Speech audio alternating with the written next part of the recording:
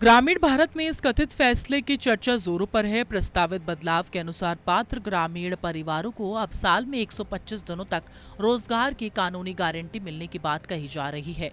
पहले ये सीमा 100 दिनों की थी। अगर ये लागू होता है तो ये ग्रामीण रोजगार सुरक्षा के ढांचे में एक महत्वपूर्ण विस्तार माना जाएगा।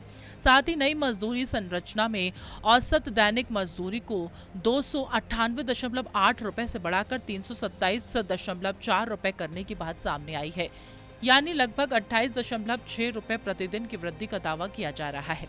सरकारी सूत्रों के हवाले से ये भी कहा जा रहा है कि नई व्यवस्था में न्यूनतम मजदूरी 300 रुपए प्रतिदिन तय की गई है, यानी किसी भी राज्य में इससे कम भुगतान नहीं होगा। ग्रामीण विकास ढांचे में ये एक फ्लोर वेज की तरह काम करेगा। अगर 125 दिन काम मिलेगा और मजदूरी बढ़ेगी तो बहुत राहत होगी।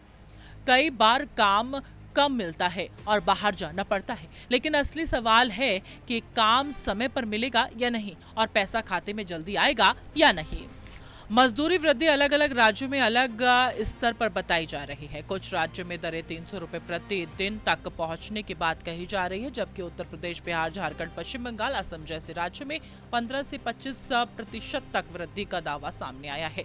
सबसे अधिक वृद्धि पूर्वोत्तर राज्यों में बताई जा रही है, जहां अरुणाचल प्रदेश और नागालैंड में करीब 24.5% तक बढ़ोतरी की चर्चा है। यदि यह प्रस्ताव वास्तव में लागू होता है तो इससे ग्रामीण खपत, स्थानीय अर्थव्यवस्था, पलायन पर असर पड़ सकता है।